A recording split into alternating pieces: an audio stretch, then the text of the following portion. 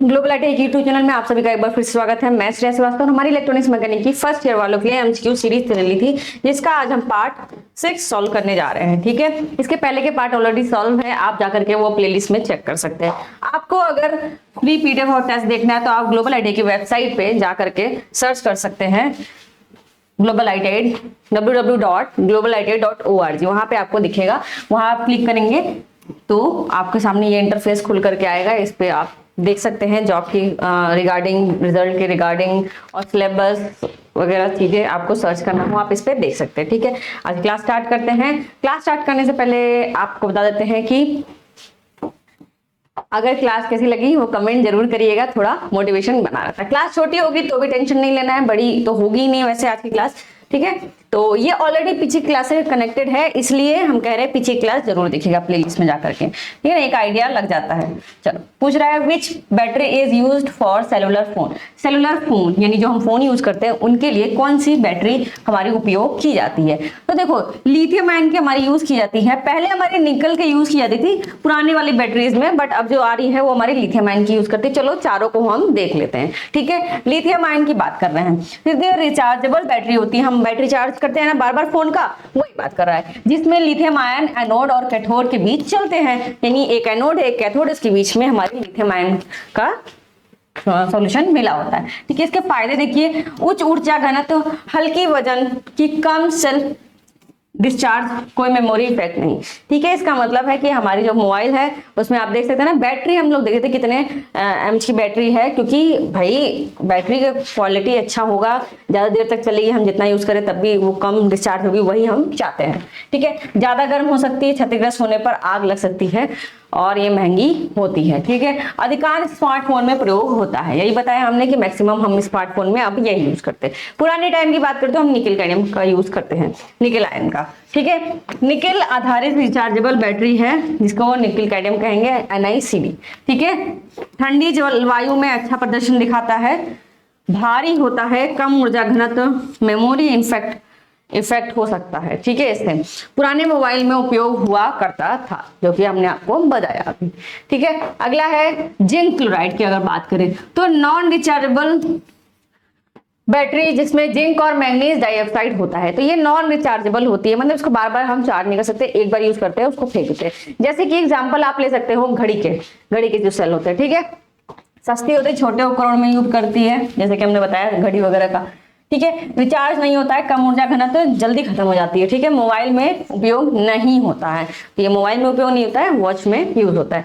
Sodium sulphur की बात करें तो उस तापमान पर कम करने वाली रिचार्जेबल बैटरी सोडियम और सल्फर से बनी होती है, बहुत उच्च ऊर्जा घनत्व, लंबी लाइफ, टिकाऊ होता है। ठीक है, बहुत गर्म तापमान पर काम करती है, सुरक्षा इसका जोखिम महंगा होता है और ये मोबाइल में उपयोग नहीं होती है। इस तरह से हमने चारों ऑप्शन को यहाँ पे डिस्कस कर लिया, तो यहाँ पे कोई कंफ्यूजन नहीं होगा, हमें समझ में आ गया कि लिथियम आयन है और लिथियम आयन है भाई, तो आखिर क्यों है।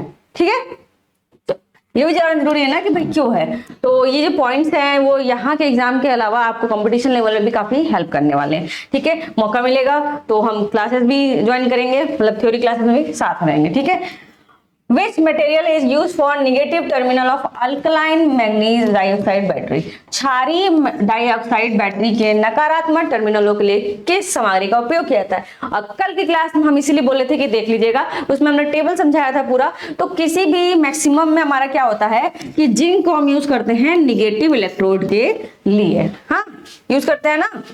ठीक है, अगला सवाल है What is the unit of electric charge? ठीक है, विद्युत आवेश का पूछ रहा है, क्या होगा यूनिट। तो हम जान रहे हैं विद्युत चार्ज की बात कर रहा है, स्टैटिक चार्ज की बात कर रहा है, तो कूलम होगा। ये हमारा विभवांतर का होता है। ठीक है, विभवांतर से हम वोल्टेज नापते हैं, ये हमारा आवृत्ति ना क्या होता है यूनिट। ठीक है, फ्रीक्वेंसी की यूनिट होती है हमारी आवृत्ति या फ्रीक्वेंसी या वोल्टेज। एम्पियर हमें पता है धारा या करंट। ठीक है, तो इस तरह से हम देख सकते हैं, इसको पहले भी डिस्कस किया है हमने पिछले के लेक्चर्स में, तो ये हमारे सामने है। अगला सवाल देखते हैं हम। How batteries are classified based on their working, battery को उनके काम के आधार पर कैसे वर्गीकृत किया जाता है। ठीक है, अब ये पूछ क्या रहा है आपसे, काम के आधार पे, काम है, काम कैसे करता है, एक तो होता है चार्जिंग वाला और एक होता है डिस्चार्जिंग वाला, मतलब कि एक जो चार्ज कर सकते हैं उसको नहीं चार्ज कर सकते हैं, तो जिसको नहीं चार्ज कर सकते उसको हम प्राइमरी सेल बोलेंगे, और जिसको चार्ज कर सकते हैं, बार बार चार्ज करके यूज कर सकते हैं, उसको सेकेंडरी सेल बोलेंगे। ठीक है, काम के आधार पे हम इस तरह से विभाजित कर सकते हैं। ठीक है, और हमने ये पहले भी डिस्कस किया है पिछले के लेक्चर्स में। ठीक है, चलो, what is the rated voltage of single cell in lead acid battery.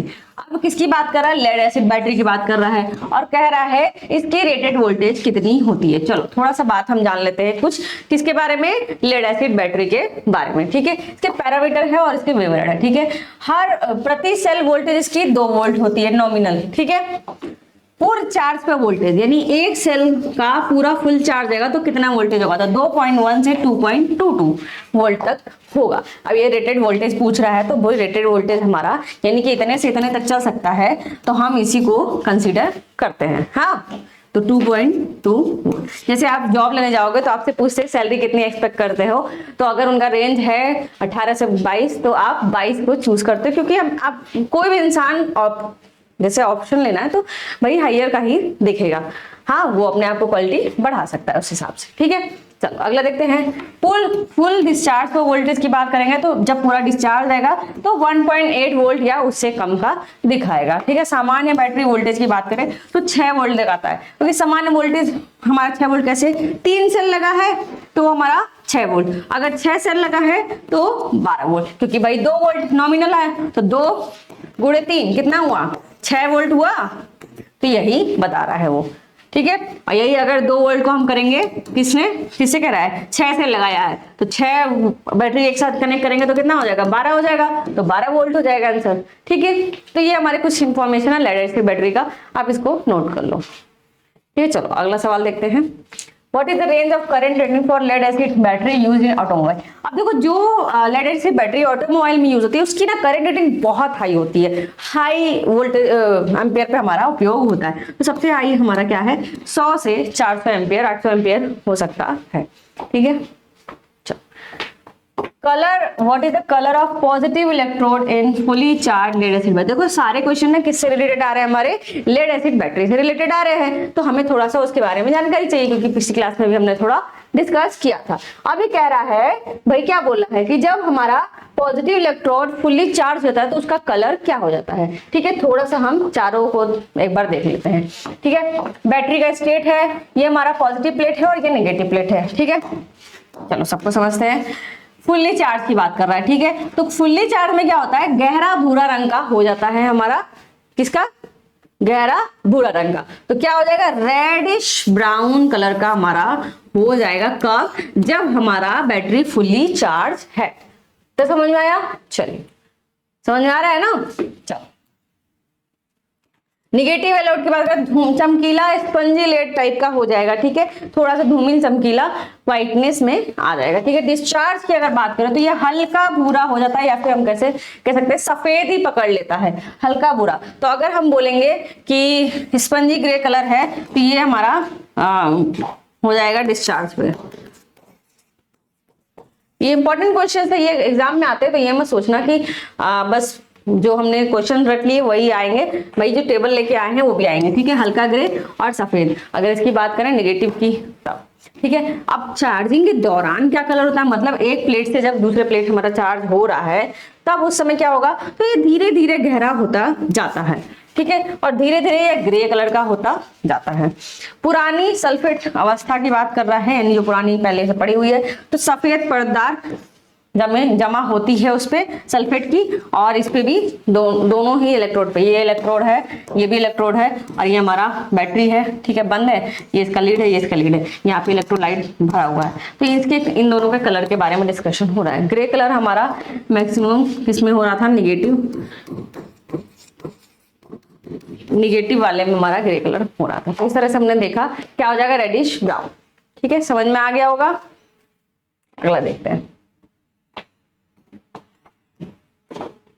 What is the specific gravity of concentrated sulphuric acid. Sulphuric acid किसका बोल रहा है, सल्फ्यूरिक एसिड हमारा एक केमिकल है जो हमारा लेड एसिड बैटरी में यूज हो रहा है। अब कह रहा है जो ये सल्फ्यूरिक एसिड यूज हो रहा है इसका स्पेसिफिक ग्रेविटी, गुरुत्व कितना है, ठीक, कंसंट्रेशन कितना है। तो ये हमारा होता है 1.835 और ये तो एक डेटा है, ये तो हमें ध्यान में रखना होगा। चलो अगला सवाल देखते हैं हमारा क्या पूछ रहा है। Which energy is converted by the battery to produce electricity? बिजली बनाने के लिए बैटरी को किस ऊर्जा द्वारा परिवर्तित किया जाता है। मतलब जो हम बैटरी से ले तो रहे हैं बिजली, क्योंकि भाई हम घरों में जब लाइट जाती है तो हमारी बैटरी से ही तो हमारा मिलता है बिजली, तो हम किस ऊर्जा को कन्वर्ट करें। तो यहाँ पे क्या हो रहा है, केमिकल एनर्जी, यानी बैटरी में जो केमिकल है वो केमिकल है और उस केमिकल को ही कन्वर्जन करना है इलेक्ट्रिकल में बदल दे रहे हैं। ठीक है, पहले हम उसको एसी सप्लाई से चार्ज कर रहे हैं, फिर जब वो चार्ज हो जा रहा है तो लोड, भाई लोड लगा हुआ है ऑलरेडी, जैसे ही हमारा पावर कट ऑफ हुआ तो बैटरी हमारा ऑन हो जाता है। तो वो क्या हो रहा है, केमिकल एनर्जी को इलेक्ट्रिकल एनर्जी में बदल दे रहा है। ठीक है, तो ऑप्शन नंबर बी बिल्कुल सही हो जाएगा। इस तरह से मैकेनिकल एनर्जी को हम अगर इलेक्ट्रिकल एनर्जी में बदलते हैं, उसका एग्जांपल हाइड्रो पावर होता है। ठीक है, पावर जहां क्या पानी से हम क्या करते हैं, वाटर और विंड, ठीक है, पवन चक्की वगैरह जो देखा है, तो ये क्या कर मैकेनिकल ऊर्जा लगाई जा रही है और इसको हम किसमें कन्वर्ट कर रहे हैं, इलेक्ट्रिकल ऊर्जा में कर रहे हैं। ठीक है, अब इलेक्ट्रिकल को मैकेनिकल में बोल रहे हैं, जैसे ये सब हमारा ट्रांसड्यूसर टाइप का काम कर, ये भी तो करता है ना। ट्रांसड्यूसर क्या करता है भाई, एक एनर्जी को दूसरे एनर्जी में हमारा बदलता है। ठीक है, और electrical energy through light energy में हम जान रहे हैं किसकी, एलईडी की बात कर रहा है। ठीक है, इलेक्ट्रिकल को ही तो लाइट में हमारा एलईडी काम करता है ना, करता है कि नहीं करता है। और अगर लोड सेल वगैरह की बात करें तो ये हमारा इस तरह से ही कार्य करता है। चलो ऑप्शन नंबर बी बिल्कुल सही जवाब हो जाएगा।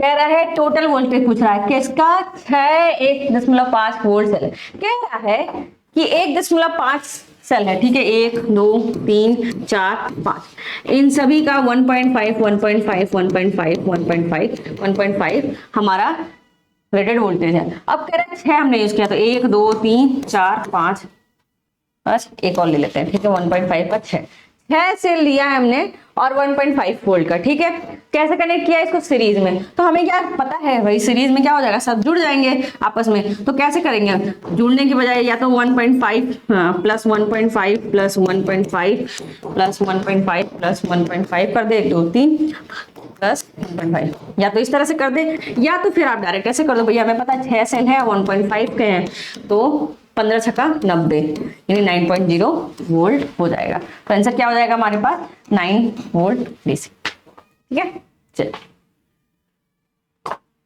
कह रहा है which electrolyte is use in maintenance the LED battery. अब देखो इसमें कह रहा है कि जब हम मेंटेनेंस करते हैं तो उस समय क्या होता है, हमारा lead acid maintenance free. Okay, lead acid battery को हमें मेंटेनेंस फ्री रखना है, तो हम किस टाइप के इलेक्ट्रोलाइट का हम उपयोग करते हैं। तो इसमें क्या होता है कि नॉर्मल एक इलेक्ट्रोलाइट हमारा मिक्सअप होता है जिससे हमारा खराब नहीं होता है, लेड एसिड बैटरी लंबे समय तक चलता है। ठीक है, तो ये सब हमारा तो चलता नहीं, हमें तो पता है सल्फ्यूरिक एसिड यूज होता है। ठीक है, H2SO4 समझ में आया। अगला देखते हैं हम क्वेश्चन नंबर 17 नहीं 86 87।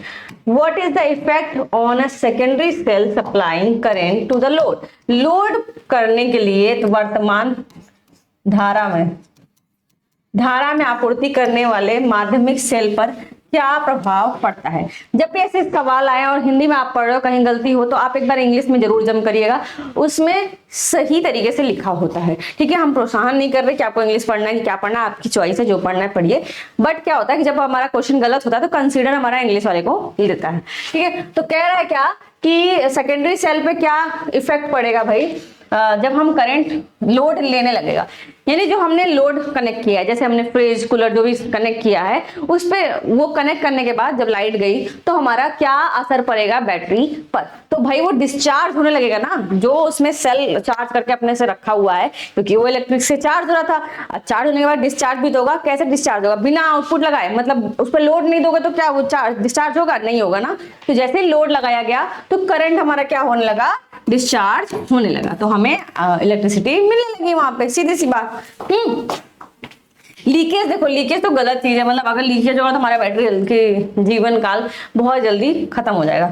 चार्जिंग हमें पता है कि जब हम इसको सप्लाई देते हैं तब चार्जिंग होता है, तो ये नहीं हो सकता, ठीक है। और अनलोडिंग जैसी चीज नहीं होगी, तो एलिमिनेशन मेथड से भी आप यूज कर सकते हैं, बहुत कारगर मेथड है। अगर आपने थ्योरी पढ़ रखी है तो आपको एलिमिनेशन मेथड हमेशा हेल्प करता है, ठीक है। चलो आगे चलते हैं। कह रहा है What is the percentage of sulfuric acid in electrolyte used for lead acid battery? lead acid battery यानी सीसा एसिड बैटरी की बात कर रहा है। इस्तेमाल होने वाले इलेक्ट्रोलाइट में सल्फ्यूरिक एसिड का प्रतिशत कितना है? तो ये देखो पॉइंट है, ये नोट करने वाली चीज है कि सल्फ्यूरिक एसिड का प्रतिशत पूछ रहा है लेड एसिड बैटरी में, तो 27% हमारा सल्फ्यूरिक एसिड इलेक्ट्रोलाइट के रूप में हमारा उपयोग होता है, ठीक है। तो ये थोड़े से डेटा कभी कभी होते हैं, जैसे इलेक्ट्रॉनिक्स ऐसा होता है ना कि हमेशा ब्लॉक डायग्राम पे डिपेंड होता है। ब्लॉक डायग्राम, सर्किट डायग्राम, हाँ अगर आपने ब्लॉक डायग्राम समझ लिया तो सर्किट डायग्राम भी आप थोड़ा समझ लो आराम से, ठीक है। बहुत कॉम्प्लिकेटेड नहीं होता है ईएम, लेकिन कुछ चीजें होती है जैसे आईसी की लीड्स होती है वो आपको याद करनी पड़ती हैं, और याद करने का तरीका बहुत आसान होता है, अगर जुड़े रहेंगे तो आपको माइक्रो प्रोसेसर की आईसी बहुत एकदम चुटकियों में एकदम उंगलियों पे याद हो जाएगी, ठीक है। और साथ में और आईसी जैसे डिजिटल इलेक्ट्रॉनिक्स की जो आईसी होती हैं वो भी बहुत ईजी होती है याद करना, ठीक है। तो इस तरह से हम याद कर लेंगे। और कुछ डेटाज होते हैं, जैसे हमारा रेक्टिफायर के कुछ डेटा होते हैं, कुछ इनके डेटा होते हैं, तो कुछ डेटाज होते हैं वो हमें थोड़ा सा समझ में रखना पड़ेगा, ठीक है। तो जब आप चीजें पढ़ रहे हैं, थ्योरी पढ़ रहे हैं, तो उस चीज को भी ध्यान में रखिए, ठीक है। तो क्या होगा? 27% आंसर हो जाएगा हमारा, ठीक है। कोई डाउट नहीं होगा। What is the name of the process to maintain the recommended level of electrolyte in lead acid battery? देख रहे हैं आप सारे क्वेश्चन किससे रिलेटेड हो रहे हैं? हमारे लेड एसिड बैटरी से हो रहे हैं, ठीक है। आज थोड़ी आवाज भी डाउन होगी और शायद थोड़ा सा आपको एनर्जी कम लग रहा हो, तो थोड़ी सी तबीयत खराब है, आप थोड़ा सा कर सकते हैं, ठीक है। क्या कहते हैं? Adjust. Lead acid battery cell में इलेक्ट्रोलाइट के अनुशांसित स्तर को बनाए रखने के लिए प्रक्रिया का नाम क्या है? जब कह रहा है इलेक्ट्रोलाइट के लेवल को बनाए रखने के लिए हम जैसे जो बोलते हैं ना पानी डाल रहे हैं, वो पानी नॉर्मल पानी थोड़े ना होता है, ठीक है। तो क्या होता है, इससे हमारा इलेक्ट्रोलाइट के लेवल को बनाए रखना होता है ताकि हमारी जो सेल है, जो हमारी बैटरी है, वो खराब ना हो और हमें आउटपुट लंबे समय तक अच्छा देती रहे। तो क्या देखते होगे ना, जिसके केमिकल्स वगैरह जो उसमें पानी नहीं डालते हैं उनका लेवल कम हो जाता है, उसकी बैटरी जल्दी खराब हो जाती है। तो हमें तो उसको मेंटेन करना है, क्योंकि हमें भाई उसकी लाइफ को इंक्रीज करना है, अपनी बैटरी को, है ना, इंक्रीज करना है ना। कौन चाहेगा कि हमारे घर के जो हम पैसे लगाए हैं और वो डूब जाए बार बार, हर साल हमको नया बैटरी लेना पड़े? नहीं हो सकता ना। तो हम उस प्रक्रिया को क्या बोलते हैं? Topping up. टॉपिंग अप समझ रहे हो? जैसे आप पिज्जा वगैरह आजकल खा रहे होंगे सबके सब, ठीक है। तो उसमें वो टॉपिंग ऊपर से मांगते हो, वो क्या किरकिरी से डालते हो, उससे टेस्ट इनहेंस होता है। तो इसी तरह से हमारा इसमें क्या होता है, इलेक्ट्रोलाइट को हम उसको डालने को क्या कहेंगे हम? टॉपिंग अप, ठीक है। चार्जिंग द सेल तो हो ही नहीं सकता भैया, सेल को चार्ज करना और इलेक्ट्रोलाइट डालना दोनों अलग चीज होता है, ठीक है। और साइकिलिंग का मतलब रिसाइकिल की बात कर रहा है, उसकी बात नहीं हो सकती, रिचार्जिंग भी नहीं होगा। तो एलिमिनेशन मेथड से भी हम देख सकते हैं कि ये तीनों ही ऑप्शन हमारे कंसीडर में आ नहीं रहे हैं, तो ऑप्शन नंबर बी बिल्कुल सही जवाब हो जाएगा, ठीक है। कोई डाउट? चलो अगला देखते हैं। What is the electrolyte level maintained above the top of the plates in lead acid battery cell? अब देखो ये भी डेटा हमारा याद करने वाला है, ठीक है। कह रहा है लेड एसिड बैटरी कोशिकाओं में प्लेटों के शीर्ष से ऊपर इलेक्ट्रोलाइट स्तर का बनाए रखा जाता है, ठीक है।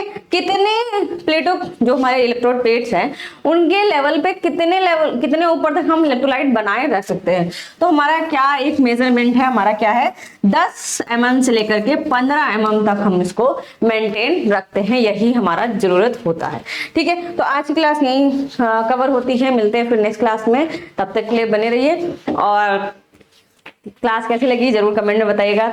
Thank you.